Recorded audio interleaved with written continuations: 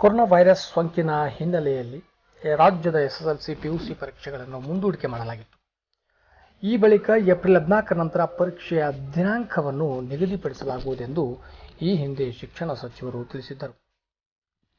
ಆದರೆ ಏಪ್ರಿಲ್ 14 ನಂತರ ಪರೀಕ್ಷೆ ನಿಗದಿ ಮಾಡಲಾಗುತ್ತದೆ ಎಂದು ಹೇಳಲಾಗಿತ್ತು.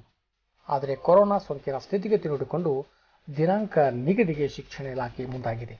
ಹೀಗಾಗಿ ಎಸ್ಎಸ್ಎಲ್ಸಿ ಪಿಯುಸಿ ಪರೀಕ್ಷೆಗಳು ಮತ್ತೆ ವಿಳಂಬವಾಗತಕ್ಕಂಥ ಸಂಭವ ಹೆಚ್ಚಾಗಿದೆ. ಈ ಕುರಿತಂತೆ ಇಂದು ಪ್ರಾಥಮಿಕ ಮತ್ತು ಪ್ರೌಢಶಿಕ್ಷಣ ಸಚಿವ ಶ್ರೀ ಸುರೇಶ್ ಕುಮಾರ್ ಅವರು ಫೇಸ್ಬುಕ್ ಲೈವ್ನಲ್ಲಿ ಏನು ಹೇಳಿದ್ರು ಅಂತಕ್ಕಂಥದ್ರ ಬಗ್ಗೆ ನಾವು ಅವರ ಬಾಯಿಂದಲೇ ಕೇಳೋಣ. ನಮಸ್ಕಾರ.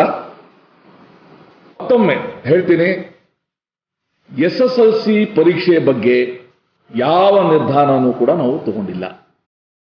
ಪಿಯುಸಿಯ ಕೊನೆಯ ಪರೀಕ್ಷೆ ಬಗ್ಗೆ ಕೂಡ ಯಾವ ನಿರ್ಧಾರನೂ ಕೂಡ ತಗೊಂಡಿಲ್ಲ. ನಮಗೆ ಮಕ್ಕಳ ಆತಂಕ ಗೊತ್ತಾಗುತ್ತೆ, ಪೋಷಕರ ಗೊಂದಲನೂ ಕೂಡ ಗೊತ್ತಾಗುತ್ತೆ. ಆದರೆ ನೀವು ಅರ್ಥ ಮಾಡ್ಕೊಳ್ಳಿ, ಇವತ್ತು ಕರೋನಾ ಒಂದು ಕಾಲ.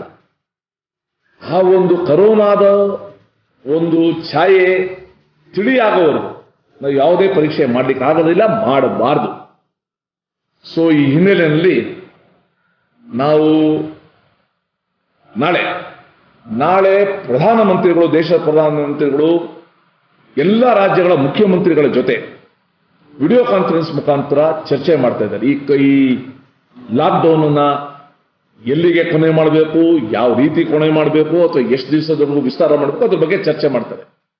ಅದರ ನಂತರ ಏನು ಹೊರ ಬೀಳುತ್ತೆ, ಒಂದು ಫಲಶ್ರುತಿ, ಒಂದು ತೀರ್ಮಾನ, ಆ ನಂತರ ನಾವು ಈ ಎಲ್ಲ ನಿರ್ಧಾರಗಳ ಬಗ್ಗೆ ನಾವು ಕ್ರಮ ತಗೊಳ್ತೀವಿ, ದಿನಾಂಕಗಳನ್ನ ಪ್ರಕಟಿಸ್ತೀವಿ. ಮತ್ತೆ ಕೆಲವರು ಹೇಳಿದ್ರು, ನೀವು ಪುನರ್ಮನನ ಮಾಡಿದ್ರೆ ನಮ್ಮ ಮಕ್ಕಳನ್ನ ಹೇಗೆ ಕಳಿಸೋದು ಈ ಕೊರೋನಾ ಟೈಮಲ್ಲಿ? ಪೋಷಕರೇ, ನಾವು ಖಂಡಿತ ಕೊರೋನಾ ಛಾಯೆ ಇರುವಾಗ ಈ ಪುನರ್ಮನನ ತರಗತಿನೂ ಮಾಡೋದಿಲ್ಲ, ಪರೀಕ್ಷೆನೂ ಮಾಡೋದಿಲ್ಲ. ಎಲ್ಲ ತಿಳಿಯಾದ ಮೇಲೆ ಮತ್ತೆ ಎಲ್ಲ ಎಚ್ಚರಿಕೆ ತಗೊಂಡು ನಾವು ಇದನ್ನ ಮಾಡ್ತೀವಿ. ಇಷ್ಟು ವಿಷಯವನ್ನ ಇವತ್ತಿನ ಶಿಕ್ಷಣ ಇಲಾಖೆ ಅಧಿಕಾರಿಗಳ ಜೊತೆ ನಾವೇನು ಚರ್ಚೆ ಮಾಡಿದ್ವು, ಆ ಚರ್ಚೆ ನಂತರ ನಾವು ಈ ನಿರ್ಧಾರಗಳನ್ನ ತಗೊಂಡಿದ್ದೀವಿ. ಮತ್ತೆ ಸೋಮವಾರ DDPIಗಳ ಜೊತೆ ವಿಡಿಯೋ ಕಾನ್ಫರೆನ್ಸ್ ಆದಮೇಲೆ ಇನ್ನಷ್ಟು ವಿಷಯಗಳನ್ನ ನಾನು ತಮಗೆ ಹೇಳ್ತೀನಿ. ಸೊ ತಮ್ಮೆಲ್ಲರಿಗೂ ಕೂಡ ಶುಭವಾಗಲಿ, ತಮ್ಮ ಮಕ್ಕಳಿಗೆ ಶುಭವಾಗಲಿ. ವಿಶೇಷವಾಗಿ ಆ ಮಕ್ಕಳಿಗೆ ಯೂಟ್ಯೂಬ್ ಬರ್ತದೆ, ಅವಾಗ ನೋಡಿ ನೀವು ಕೂಡ ಖುಷಿ ಪಡ್ತೀರಾ. ಶಿಕ್ಷಣ ಇಲಾಖೆ ಈ ಥರ ಯೂಟ್ಯೂಬ್ ತಂದಿದ್ದು ಒಳ್ಳೇದಾಯಿತು ಅಂತ ಹೇಳ್ತೀರಾ.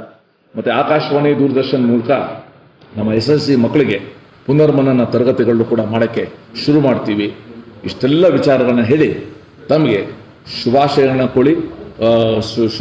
ಕೋರಿ ತಮ್ಮೆಲ್ಲರಿಗೂ ಕೂಡ ಧನ್ಯವಾದಗಳನ್ನ ಹೇಳಿ ನನ್ನ ಮಾತುಗಳನ್ನ ಮುಗಿಸ್ತೀನಿ. ನಮಸ್ಕಾರ.